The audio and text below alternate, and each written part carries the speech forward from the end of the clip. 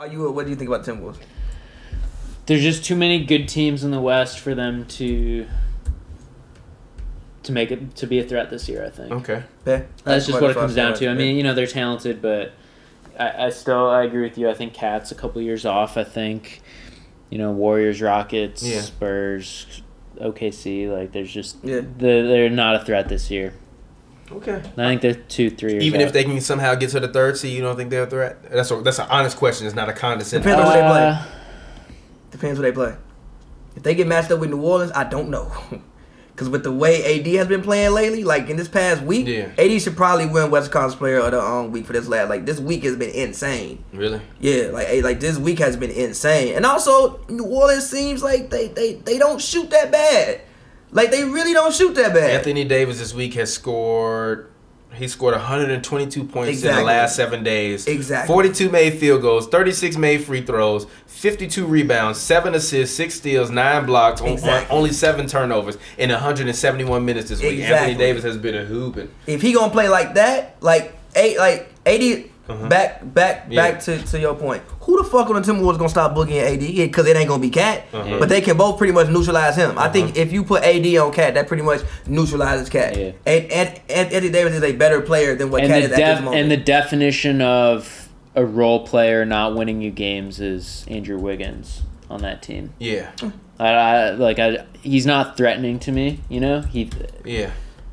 Except as a Cavs fan, whenever he fucking lights us up every time he plays, because he does there's that bad blood there. But they should just put Cavs jerseys in the stands every time they play, just to make sure he just goes off. But I mean, I'd rather I'd rather, if Levine was still on the team, I'd rather him than Wiggins. I think they'd have a better run with somebody like Levine. I think he can stretch the floor better, which is pretty much what with Jimmy being there, it's kind of what you need. But yeah, to your point, it just depends on matchup. If they get to the third seed and New Orleans gets to the 6th seed, that's a tough matchup, and I think New Orleans could possibly come out of that 7-game series. Okay, fine.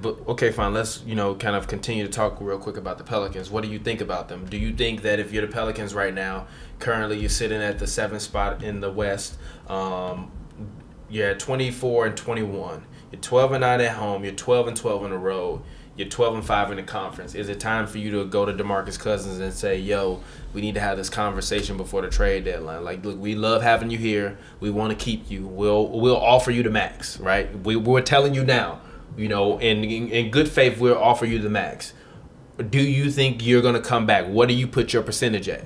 And if he give me anything less than 60%, I'm be like, well, we feel as though that we're, as an organization, we need to move on, and we're going to try and trade you, because if you're going to potentially leave, then we at least want to make sure that we can get some assets back from you. And if you boogie, you can't do nothing but respect that. Because at least in Sacramento, they didn't even tell him. They just traded him. So I think that's a conversation you go have with him. And if he says, no, I'm committed and I want to be here, I'm about my family, blah, blah, blah, then you're like, all right, cool. We buckle down and we try and figure it out. And if you can trade Drew Holiday, which I doubt you can, why not? You know what? I want to apologize to Drew Holiday. I've been kind of hard on him, but he's been playing pretty good this year. The game against the Knicks, he actually pretty much won them that game. AD was he told Drew yo, be aggressive. If I'm not open, shoot it. Yeah. I was yelling at him the whole time, get a ball to AD, but he was shooting the ball. And he was taking the shots and he was making the shots. This year he's averaging 18 and 5. That's better than his. He's shooting 49.8% from the field and 33% from three, which is terrible. But yeah, I mean, so if I'm Boogie, I don't really know why I leave. I don't 100% know why. This is why you leave, because of their bench. They're currently with the way that they are on the cap right now, I don't necessarily know if there's a way that they can go out and get better, right? I'm just about to pull up their cap situation right now. Talking about the Pelicans. Right now they're currently minus $19 million in the cap, and they are minus $623,000 over the tax line. So I think currently. When is a Sheik's deal over? A Sheik deal, he's got 3 years. Oh my God! They gave a Sheik $10 million a year. Oh my God! And I don't even know what the thinking of that deal was when they even gave that man that money. He was coming off of that. He was coming off a solid season with the Bulls. and they were looking for a center to to pair with Anthony Davis. So I feel like they were kind of looking at him at the way that the Wizards look at Marcin Gortat. He did. Yeah. Check your emails, by the way. Yeah. He did average 10 and 11 one year, but yeah. So you know, I'm not necessarily. So I get the thinking behind it, but it's just like it is what it is. So if you're them, I don't really know. I feel like they kind of need to get the fact. The messed up part was that they gave Drew Holiday $25 million a year, right? Because Boogie's only making 18. So if Boogie re-signs on a max, he's gonna be making like $33 million a year, up to 35 probably, right?